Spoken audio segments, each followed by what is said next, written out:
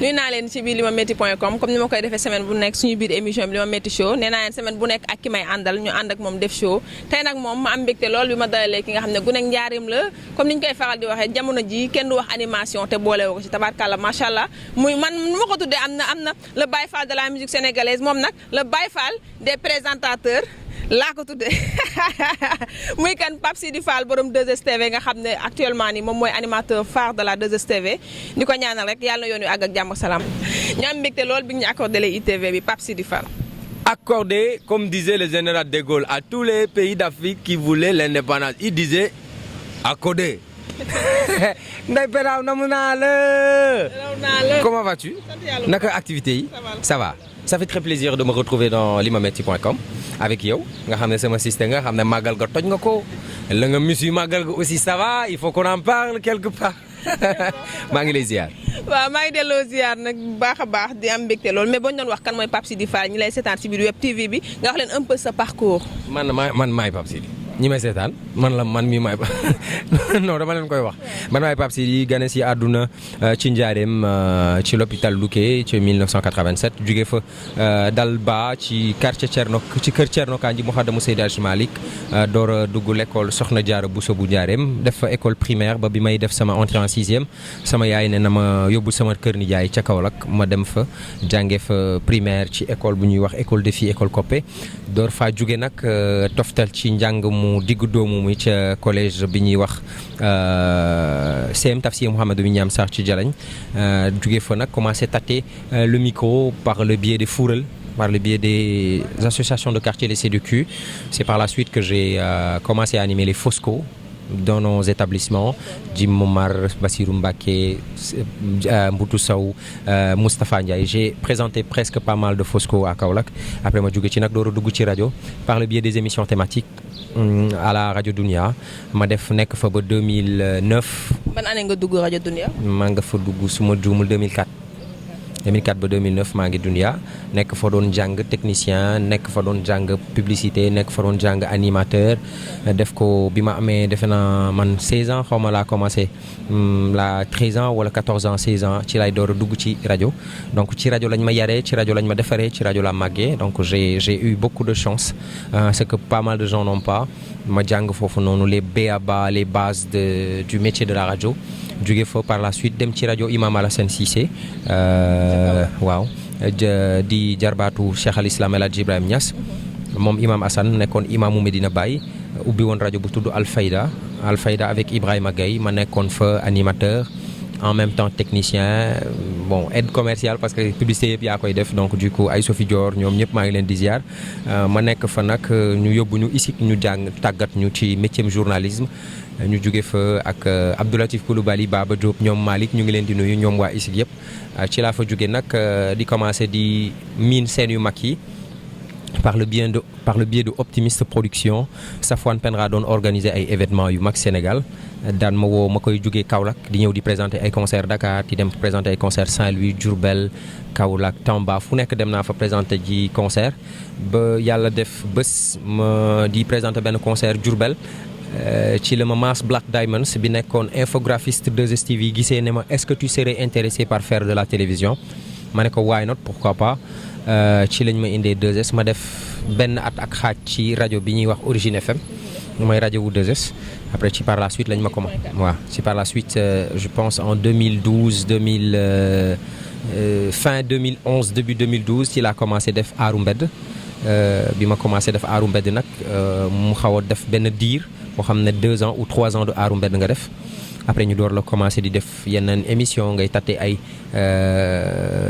after work ngay tate ay yeneen émission ay 24 heures ngay jàng quoi di yéeg di wàcc des fois nga essayé benn affaire ça ne marche pas nga bàyyi daw génn ba yàlla def ñu nekk ci matinal bu 2STV di ko animé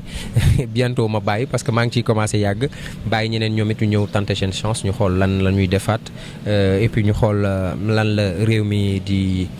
doxalee ak ñun. mu mel ni Pape Sidi Fall nit ñi dañu comme ni nga koy faral di waxee ne am nga enfance comme xale yëpp boo ñu doon dellusil tuuti sa enfance lan moo la si gën a marqué lan ngay wax. sama enfance dafa xaw a wuuteek yeneen enfance su xale yu normal yi maa ngi lay wax bi ma amee 14 ans wala 16 ans ci lay door a dem rajo à cet âge là xale yëpp ñu ngi xalaat jàngi man nag sama enfance boobu noonu laa ko li ma ci gën a marqué moom mooy li ma ci jàng ni mu méttee balaa ma koy jot li ma am ni mu taree balaa ma koy jot te fi ma nekk nii dama cee sant yàlla ndax rëccu ma ci leen bu jaroon defaat ko ma delluwaat dundaat ko mu gën a taraat ndax am naa benn defukaay am naa lu ñuy wax wolof naan nasaraan naan besacier ñooñu ngay gis ñuy yor benn bant lonk ko seen loos am baak ci kanam am baak ci ginnaaw loolu baak boobu ci sama kanam maa ngi ciy gis jëfi doomu aadama ni mu rafetee baak bi ci sama ginnaaw jëfi doomu aadama ni mu ñaawee ndax du ma ko bàyyi xel ñeneen ñi nekk ci ginnaaw nag mën nañ koo gis di ko bàyyi xel mais man li doomu aadama yi di def ci lu baax je connais Ndeye Pétaw on a vécu pendant 10 ans elle n'a fait que des choses bien avec moi donc pourquoi mu def benn jour lu ma naxari rek ma fàtte 20 ans yi ñu jot a dund lu baax donc damay stay positive comme disait Serigne Touba nit ku dul jéggale doo bokkoo ci ñun donc ainsi de suite ñu jéem a xool lan mooy lu ñu jot a dund enfance bu neex la daal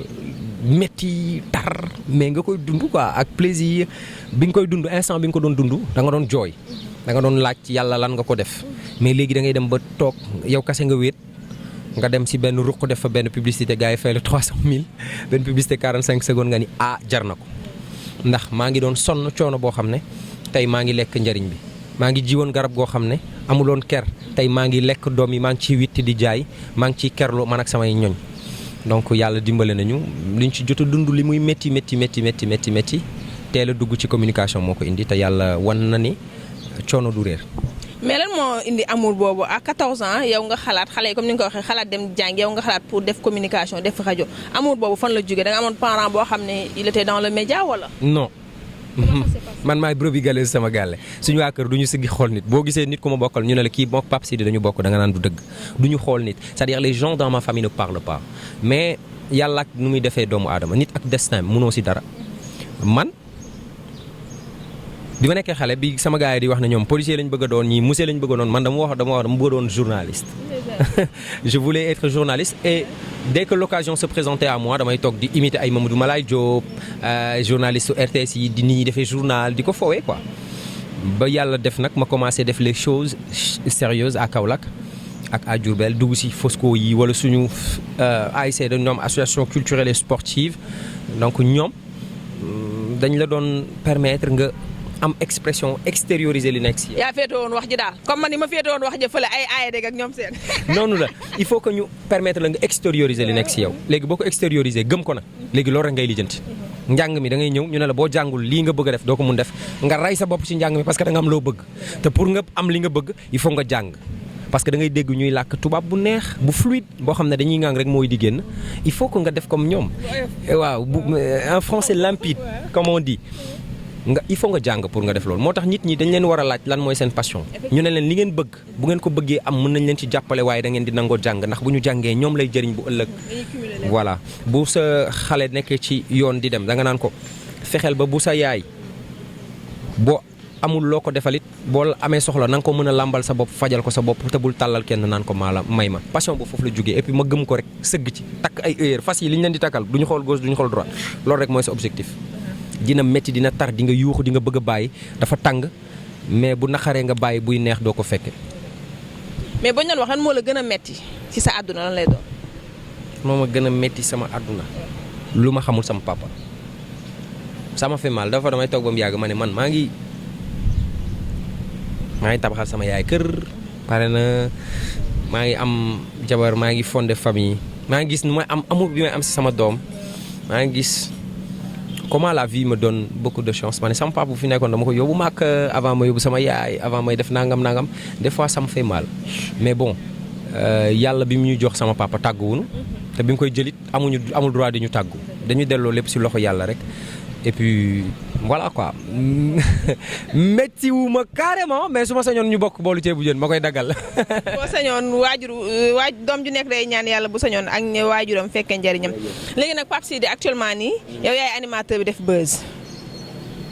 Pape Sidi toj nga màggal ga la nga fa lekk ci michu moom ak cere waxaguma ko dinaa ko wax waa limametti.com Pape Sidi copp cere ji rek ak fruits yi rek Pape Sidi bi xam nga ñëw Touba wanewaat benn façade boo xamante ne Pape Sidi la wan leen ne man ab taalibe laa lépp loo mënti am koy jaay jëndee ko taalibe. waaw bi ñuy dem Touba yow ñoo bokkoon xam nga gis nga lu bëri loo xam ne mënuñ ko wax quoi en fait man bu may dem Touba bu ñu ma joxee per diem ne ma lii mooy sa per diem dama koy maye parce que Touba am xaalis yóbbuwuma fa man bu ma demee Touba bu may dem du ma yóbbu dàll su may dem Touba du ma yóbbu dàll man su ma waaw man damay yóbbu njëkke laxasaay mooy bi takk damay xëy laxasaayu dem liggéey li may liggéeyu ma ko pour télé waaw dama bëgg Serigne Touba li mu def nit ñi war ci jariñu toog ci télé bi di ko seetaan c'est par le biais de la télé dañ ko mun def Serigne Touba dafa am lu bëri lu mu def ku bind 7 tonnes 500 nit ñi mën nañ ci dund des siècles et des siècles et des siècles di jariñu ci li nga bind te du jeex te xaajaat bi defuñ ko dégg des fois da ngay gis ñoo xam ne dañuy nekk ci axe télévision di wax mais li ñuy wax dafay xaw a non c'est pas parce que duñ ko mën a c'est des professionnels dañuy def loolu ak beaucoup de professionnalisme te boo koy def ak beaucoup de professionnalisme ak benn dof bu xam benn affaire bëgg nit ñi xam ko partager ko ak moom da ngay sentir benn émotion par exemple benn Baye Fall bu mel ne man ñëw taxaw bëgg la wax kan mooy Cheikh Ibra farlu wala xër gi ma ciy àndal wala exagération bi ma ciy demee wala extrapolation bi ma ciy demee ça va fasciner les gens de la manière où dañ koy bëgg approprier wu pour bëgg comprendre yow li nga wax parce que la personne l'humain est naturellement curieux de ce qui se passe dafay bëgg xam lan moo xew da ngay bëgg xool bu ñu leen tàmbalee benn histoire doo bëgg histoire bi jeex loolu moo tax jigéen ñëpp bu ñu tàmbalee benn série dañuy bëgg xam fin bi donc passion boobu lañ ciy demee quoi moo tax bi ma demee Touba yow ñoo àndoon gis nga lépp nu mu demee. ñu gis la ngay génn ak di défendre Ngaaka Blindé carrément. Ngaaka Blindé sama xarit la Ngaaka Blindé suñu xarit la ñun ñëpp si hip hop bi Ngaaka Blindé xaritu sénégalais yëpp la. mais yow da nga ci jàpp bu baax. waaw parce que man je me dis que. bu nit nekkee ci jafe-jafe nekk dans l'impossibilité de s'autodéfendre dafa war a am ñoo xam ne ñoom ñoo koy waxal bi njëkk mooy teggi tuuma bi ñu teg tuuma Ngaaka Blindé ne dafa doon trafiquer ay faux billets am na ñu bokk ci hip hop bi sax ñu gëm loolu te loolu dafa ñaaw Ngaaka Blindé dafa jëloon ay papier A4 yi ñuy bind papier tabax photocopier ci ay billets de banque ay billets 10 000 ak ay billets 5 000. comme ngay def ngay photocopier sa carte d'identité rek. mais photocopie bi. photocopie en couleur la. pour xaalis bi dañ ko waroon sànni ci piscine. Saneex war ci dugg jouer ci. Horatio comédien war ci dugg jouer ci.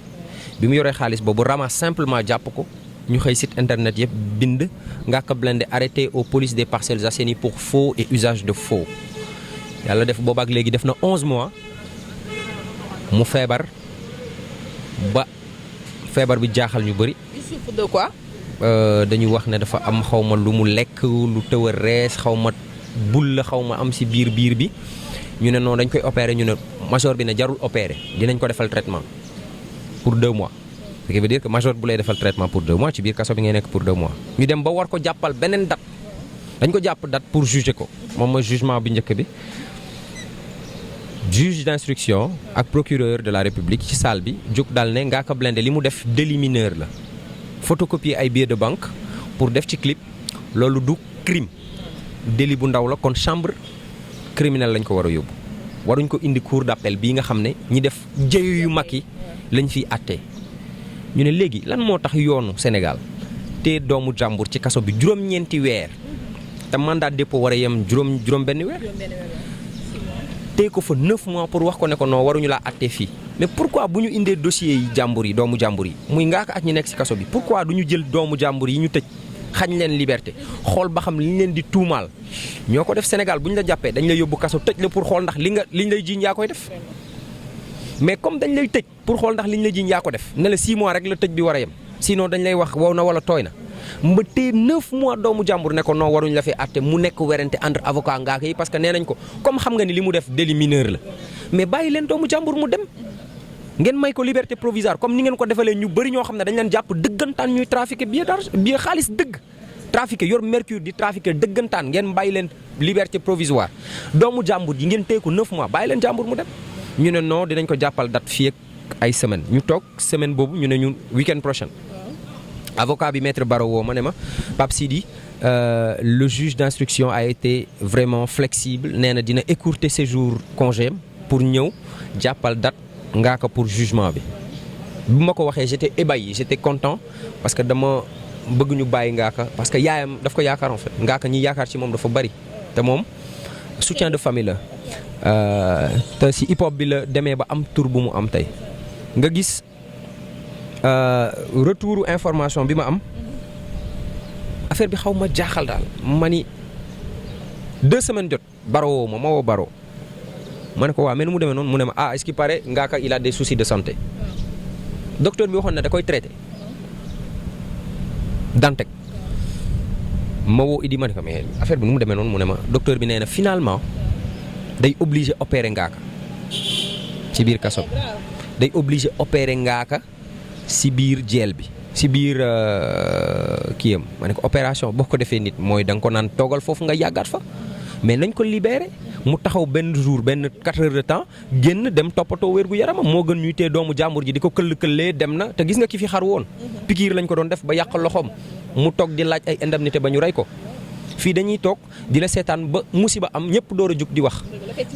fekk c'est trop tard mais il faut parler maintenant quand il faut parler il faut laver l'honneur du gosse en disant en faisant comprendre à toutes ces personnes qui sont des détracteurs qui te disent ouais bu defuloon dara kenn du ko tëj fii ñu ay innocent rek ñoo nekk ci kaso bi man damay dem kaso concert dañu am ay concert yoo xam ne c'est des campagnes de réinsertion kaso jombul kenn bu ma fi jugee dootuma fi dellu siwaat ay campagne la dañ koy dem di ko def ci biir kaso yi man damay dugg ci biir kaso yi damay gis ñoo xam ne bu ñu la waxee lu ñu def sa àdduna day tukki damay gisanteeg ñoom may dund ci biir kaso bi la ñuy dugg di def concert mais dañ lay expliquer ay affaires yoo xam ne da nga naan non mais c'est pas vrai c'est pas possible mënul nekk lii du dëgg mais nga gis injustice boobu yëpp am ci biir réew mi kaso moom waroon nekk exception mais règle la fii ci réew mi bu ñu xamee ne yow mii yaa ngi commencé encombrer commissariat wu koñ bi rek ñu yóbbu la kaso Aïcha yóbbu leen kaso bu yàggee dafay dem ba nekk benn genre pression bu muy am ci réew mi moo tax ngay dégg ay mutinerie de Rebeuss dégg naa mu ngi am ay changement ak parloir yu bees yeeg yooyu directrice bi on l'encourage mais nanu atte ñi war a tëdd ñu xam li leen dese ak li ñu jot a tëdd ñaata la Imam Alioune Badara Ndao tëjuñ ko fi 2 ans génne ko ne ko li ñu la doon toppee defoo ci dara pertul état du Sénégal du ñoo lay fay doomu jàmbur ji la ñuy bañ ñu jël ko tee ko ci kaso bi trop longtemps ba pare génne ko ne ko non defoo dara tu as été acquitté naam Ngaaka juum na ndax xamul woon ne kuy defar loolu pour clip da ngay dem uti autorisation waaye juum boobu buñ ko doon tëj ba koy tëj du weesu weer 11 mois weer bi bu deewee mu nekk at ñu tee doomu jàmbur ji xamul fan la wànnent di mujjee ko gëtam mais bu amul kenn ku wax di alerter l'opinion mais il faut en parler à la télé, il faut en parler sur le net, je le fais, il faut en parler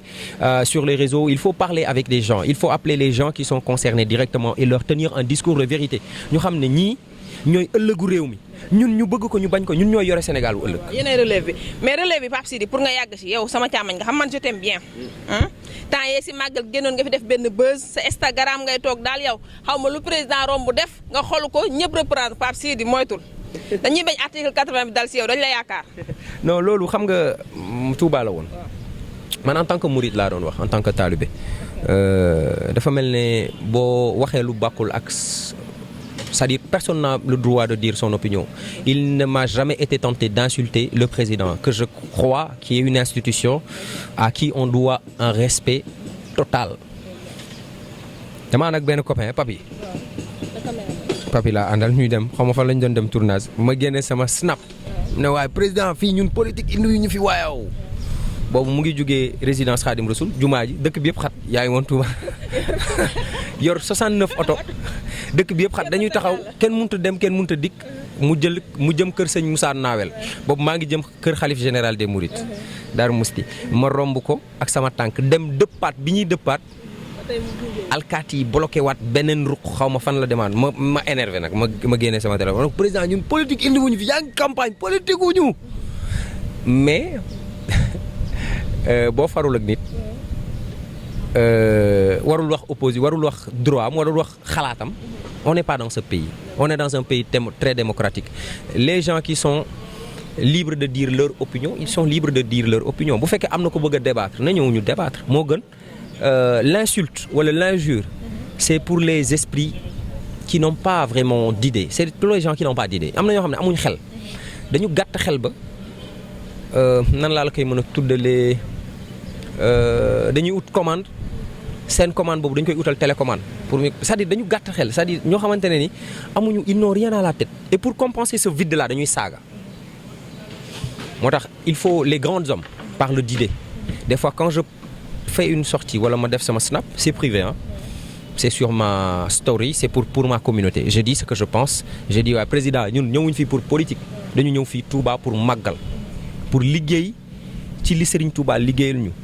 j'ai le droit de le dire am naa droit opinion je suis sénégalais comme tout bon me semble je fais partie des gens qui ont élu Macky Sall en 2012 man bokk naa si ñu war a wax sama xalaat man mun naa romb si dëkk bi gis ñu sànni ay mbalit man ñii sànni mbalit fii dañ ko war a bàyyi fii du pour mbalit noonu la. bi nga waxee noonu xam nga gis nga ñu bëri gisuñ ko parce que si net bi si réseaux sociaux yi ñëpp dañ la attaqué. loolu la xam nga bokk bi ma ko waxee pour ma communauté. Ma communauté pouvait se contenter de ça mais comme Sénégal dafa amul journaliste yu mel comme limametti.com ñoo xam ne dañuy dem vers l'information ils sont trop dans la facilité ils squattent les snaps et les statuts des autres pour jël ci ay informations pour créer clic pour créer le buzz parce que quand tu dis Pape Sidi s'attaque sévèrement au président de la République am na ñoo xam ne du ñu sax ubbi article bi dañuy dem rek directement saaga la parce que tu ne les plais pas on peut pas faire l'unanimité on est d'accord mais fainéantisme boobu nekk ci journaliste en ligne il faut que ça cesse aussi parce que nit bu nekk ci WhatsApp Ami Collé li tax ñu tëj ko ci WhatsApp la nekk ci groupe WhatsApp am wax lu ko neex mais c'est privé dans un cadre privé nit ku nekk am nga droit wax lu la neex mais bu ñu demee ñu capturer loolu indi ko ci place publique bi nit ñi di la saaga mais site internet bi tooñ na la ñi lay saaga ils n'ont pas pris la peine de lire ou de comprendre ce que tu as dit et puis dañ ko jël ñu collé ko benn gars bu doon wax naan président bi mu diggee dafa yaraax affaire yoo xam naa loolu moo tax ñu sippi ma maire bi comme maa si star bi comme maa si siiw ñi wax ñëpp maa siiw ñu sippi ma maire bi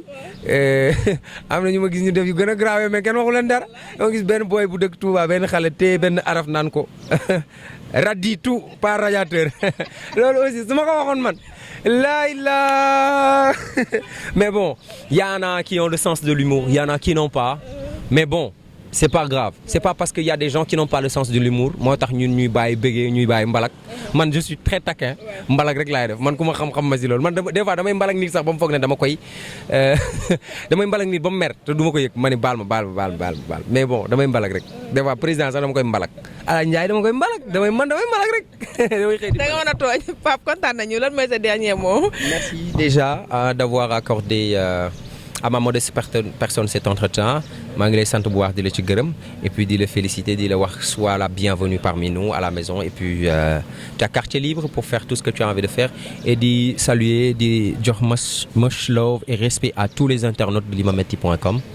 yàlla na ko yàlla def ay programmes yi télé ba ku nekk mën cee lekk njëriñam ndax on est venu dans ce bas monde que pour préparer l'avenir pour nos enfants merci beaucoup Pétaw. ayca jaajëfal naa ko bu baax a baax moom Pape Sidi Fall ne woon naa le Baye Fall des animateurs sama rakk ji macha allah tabaarkàlla yàlla na ko yàlla fal cat ni mu wax nag ni mu waxee rek noonu la toll ndax tabaarkàlla comme niñ koy waxee nekk nañu ay fani fan boo nekkee ak nit benn fan tax di nga ko xam waxatuma laa mu nekk ay fani fan nitu kese la macha allah disponible lool bi ma ko proposé ITV bi mu ne ma amul problème posé dama la benn yoon. waaye mujj na neex ayca kon ñu koy jaajëfal bu baax a baax di jaajëfal moom itam madame Fall Khadija sama xarit boobule sama rakk moom itam di jaajëfal Darman ko di leen jox dox daje semaine bii ñëw ak keneen ku ñu àndal si biir émission Limametti Show si biir show bi ñu bégee jaajëf.